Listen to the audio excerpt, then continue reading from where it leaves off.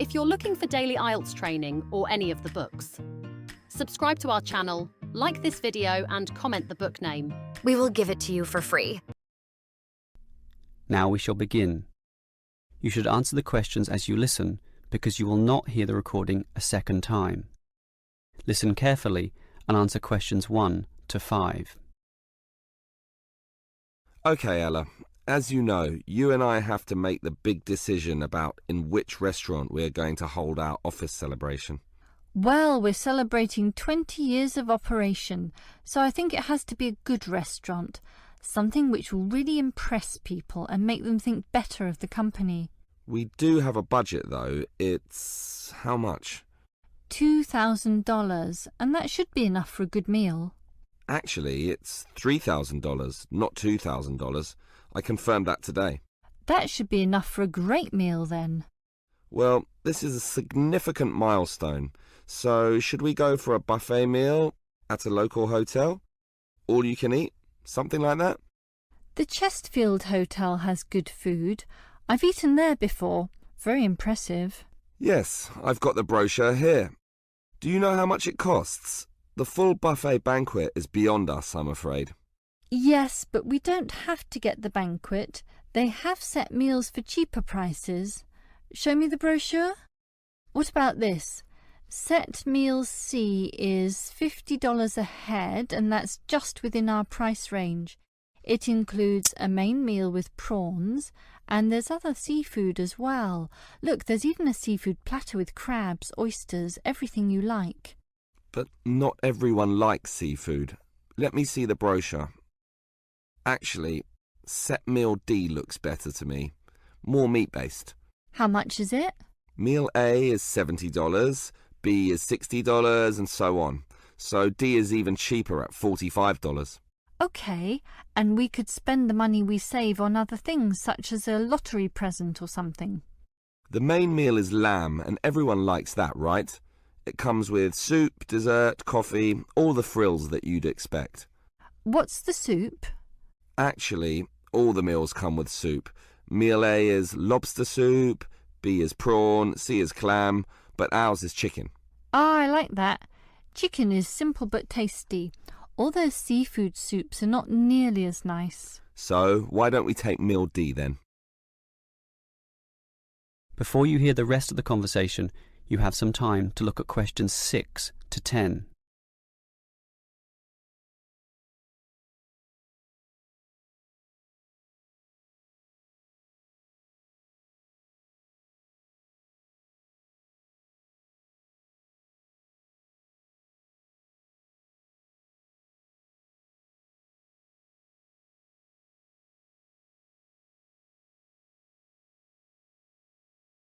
Now listen and answer questions 6 to 10.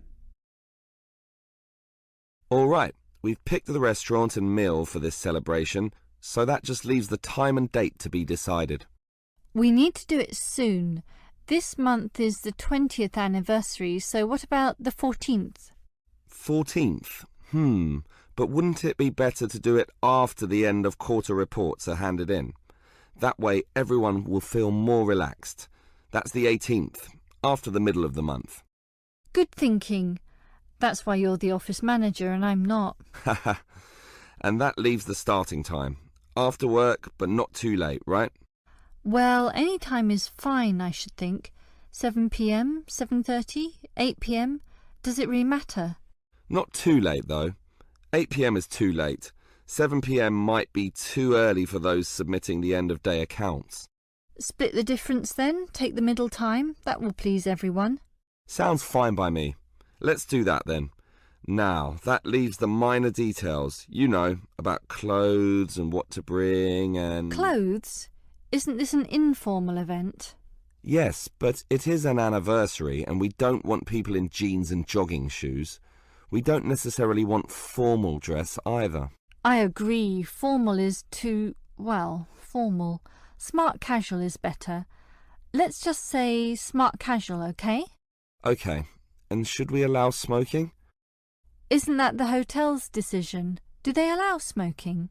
They do, in designated areas, well away from the eating tables.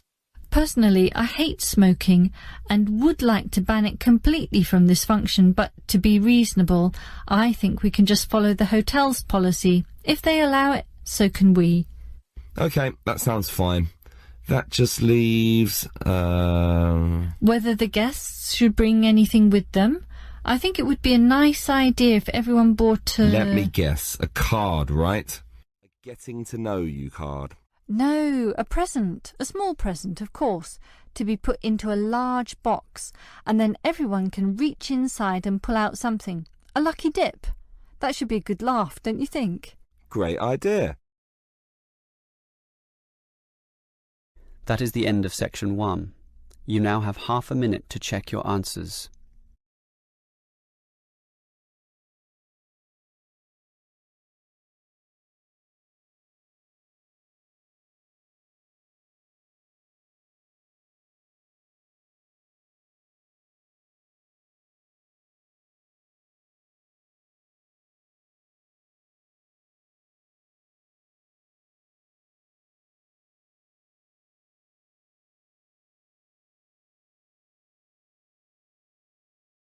Now turn to section 2.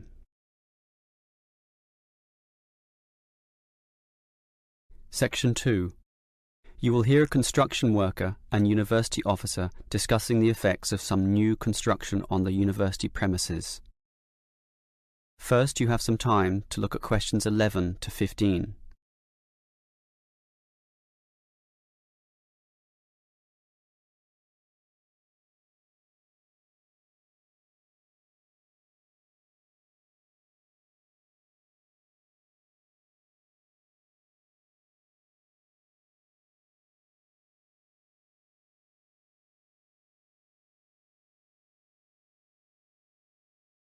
Now listen carefully and answer questions 11 to 15.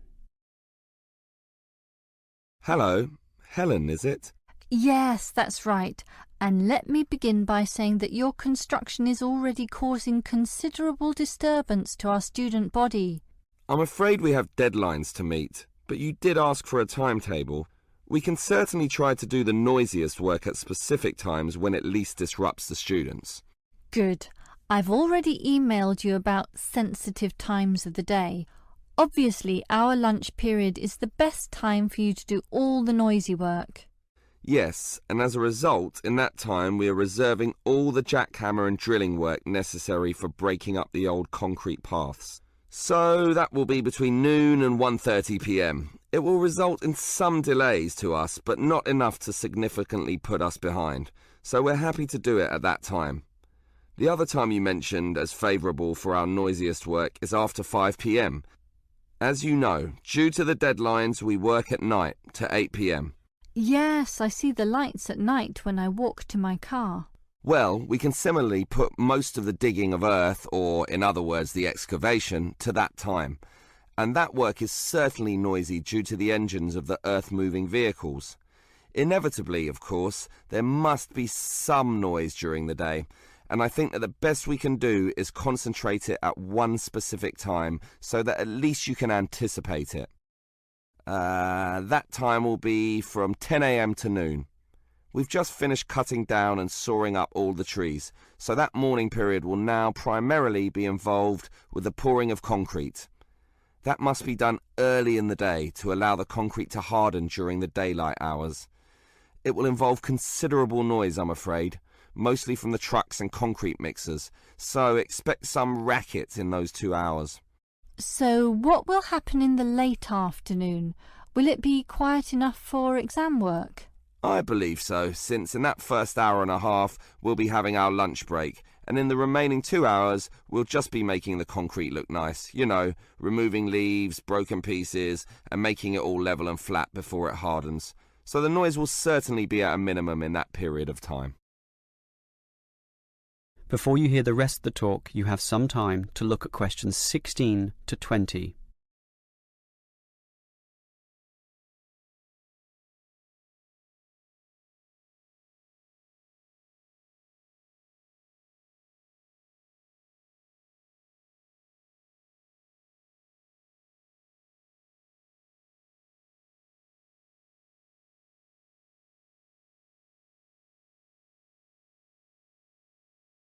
Now listen and answer questions 16 to 20. Well, it's good to know this construction activity won't disturb us too much, and I trust it's all worth it. Perhaps you can tell me how this new plaza will look when it's all finished. Can you give me some idea of the final appearance? Oh, it's going to look very nice. For a start, right now we've just got concrete paths, and as you can see, we're breaking that up and removing it, and soon we'll be laying polished stone. Really? Stone? And polished too? Yes, it will look very good, nice and shiny, giving a touch of class. The university is certainly spending some money on this. I guess it will be the showcase plaza, especially with a fountain as well in the front corner. And there'll be shops too at the back in that other corner area. Right now it's just empty space, but soon you'll be able to buy things there, not just from one shop either, but many. I suppose that will help the university draw some income as well. And see that long narrow part on the left-hand side? We had planned to put seating there, but we soon realised that wasn't such a good idea. We thought about a coffee shop, but finally decided that it would be better to have a garden, since there's so much natural sunlight around that area, so that's what we're doing. It should look very nice indeed, particularly when it grows a bit. And after some thought, it was decided to put the seating in the centre of the plaza, since being right in the middle allows everyone to be seen, and everyone to see everything, creating a very fun atmosphere. Along those same lines, that is, in order to create a better atmosphere, we're changing the facade of the buildings facing into the plaza. Right now there's nothing there, just walls without any ornamentation. We thought that we could either paint them with interesting pictures, perhaps with modern art or that sort of thing, but then decided to simply hang plants there, in keeping with the natural look of the place. Well, keep up the good work. I'm sure it's going to look wonderful when it's all finished. That is the end of section 2. You now have half a minute to check your answers.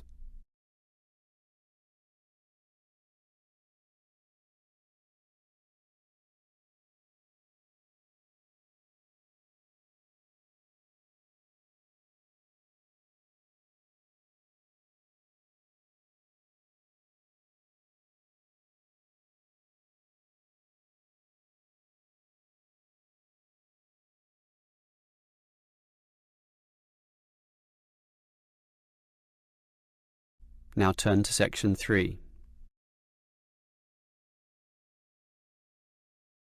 Section 3. You will hear 3 students, Steve, David and Susan, discussing a science lecture they attended. First, you have some time to look at questions 21 to 26.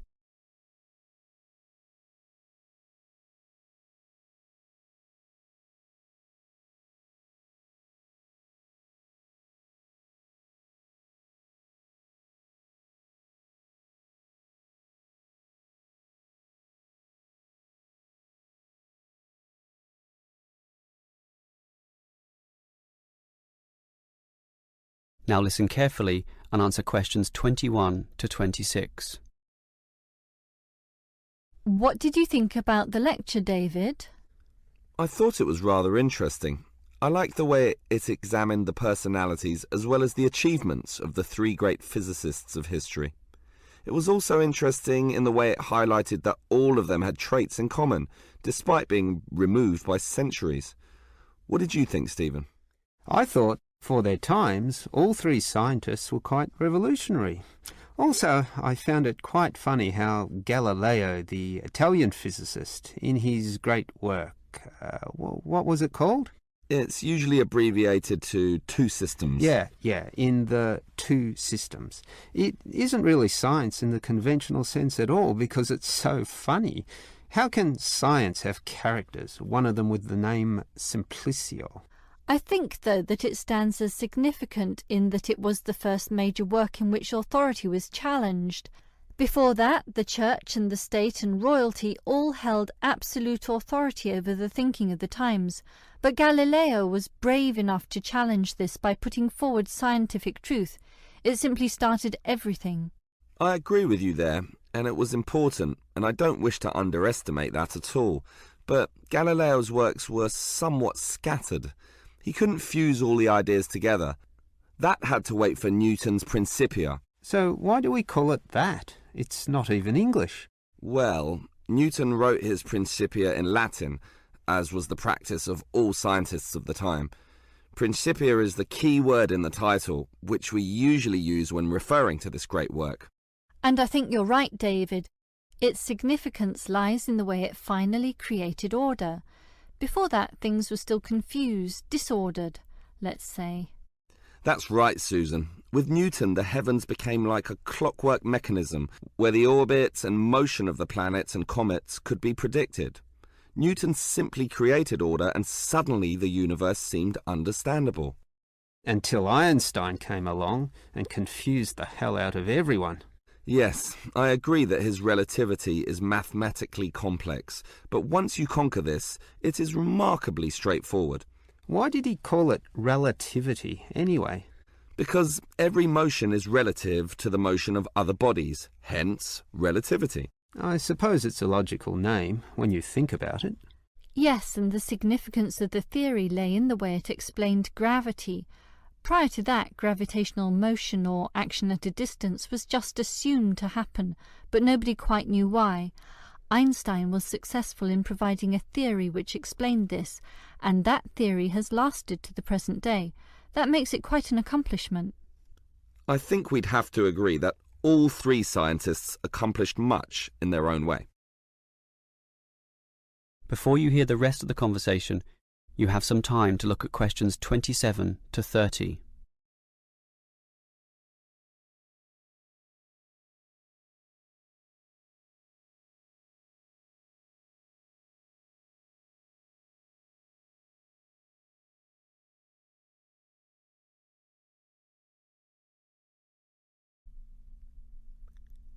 Now listen and answer questions 27 to 30.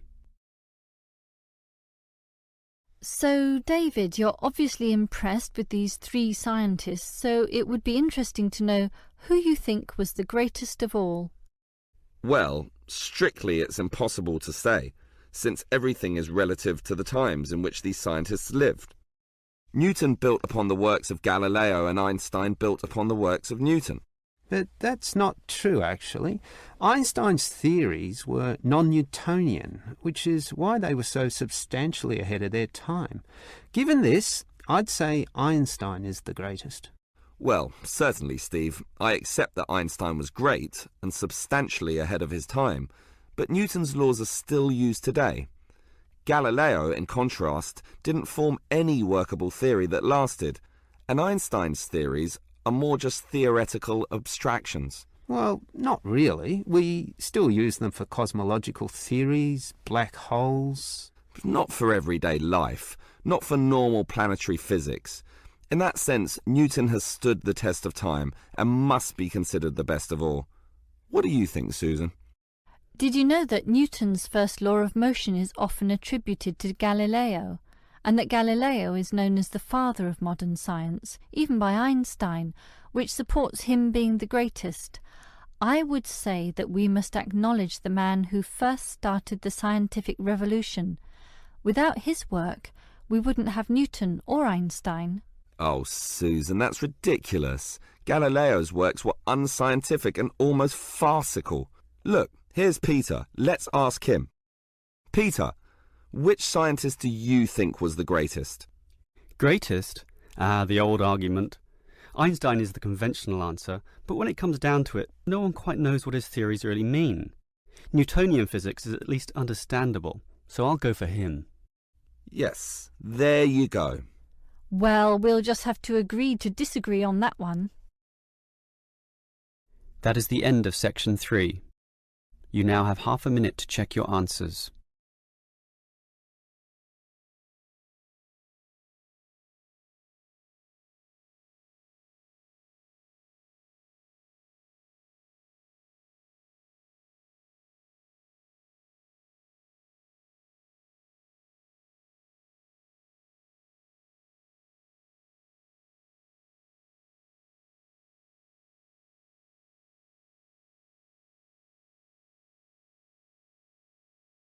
Now turn to Section 4.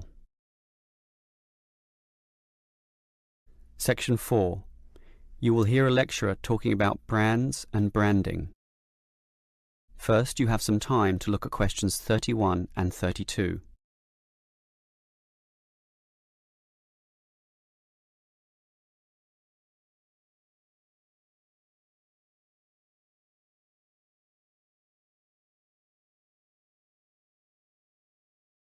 Now listen carefully and answer questions 31 and 32.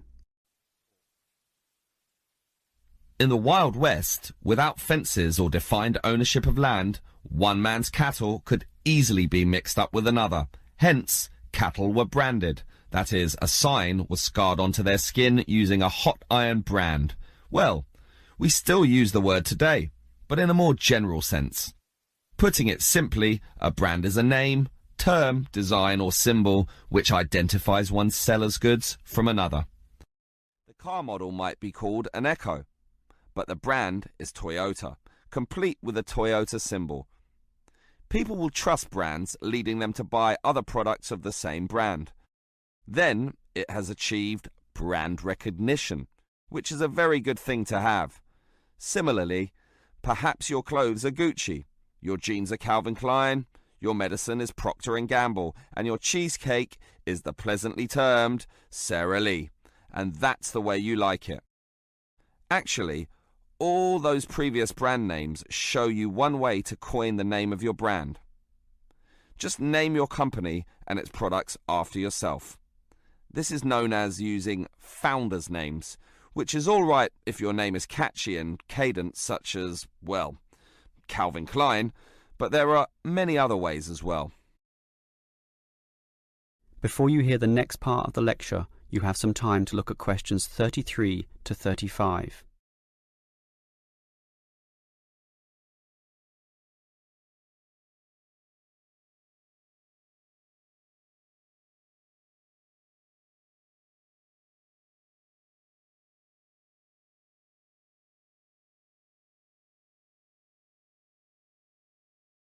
Now listen and answer questions 33 to 35.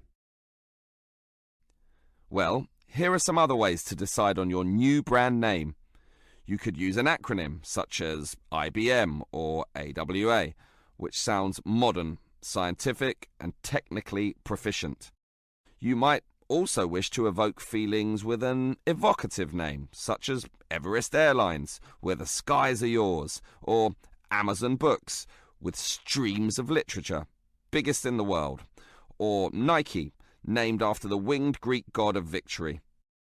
Alternatively, you might like to describe your product by using a descriptive brand name, Safe and Sleek Bedding, Ever Alert Security System, and so on. Or you could make it rhyme to be more easily remembered, Reese's Pieces, Faster Pasta, and others. Another method is just to invent a word where none existed before, technically known as a neologism. Names such as Wii, Kodak, or Rolex. And there are more methods as well. Each comes with its own appeal, but ultimately, everyone wants a global brand. Facebook, Pepsi, Nike, a name recognized all around the world. Before you hear the rest of the lecture, you have some time to look at questions 36 to 40.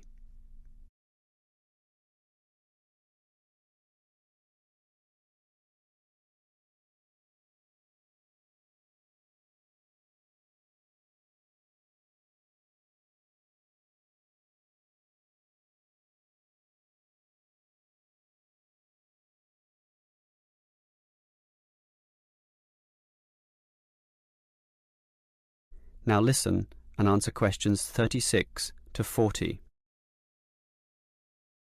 Now, let's go a little deeper into brands. One of the things which companies seek for their brands is an independent identity, or a concept regarding how the buyer feels about or perceives the product. A good example is Marlboro cigarettes with its cowboy imagery and sponsorship of car racing, all targeting a manly, tough male buyer. In other words, the images, commercials, logos, sponsorship, and product packaging are all carefully designed to cultivate a single identity which resonates, in theory, with the target market. The core element of this is the logo, the visual symbol that represents the brand. So, if, for example, the product is for younger people, say Nike jogging shoes, the catch cry is, "Just do it," and high-profile athletes appear in all their advertisements. Think of that Nike logo, that single tick, one of the most recognizable logos in the world. And it's all consistent with the symbolism of power, speed, and freedom. On the other hand, if you are targeting a richer, more mature, and male buyer, say with Rolex watches, the brand image might be one of solidity, sophistication, reliability, and the Rolex logo, a crown, that sign of royalty, of might and power, top of the heap, similarly puts forward this image. If we are targeting the younger teenage market, say with Calvin Klein jeans, the brand image is one of sexiness, rebellion, and freedom from conventions.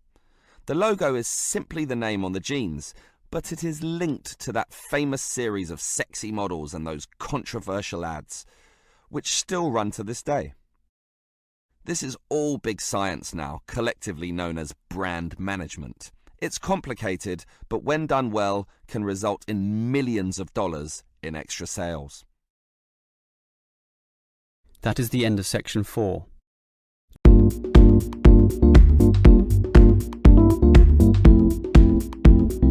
We post daily IELTS videos if you are preparing for IELTS. Subscribe to our channel for latest tips and test videos.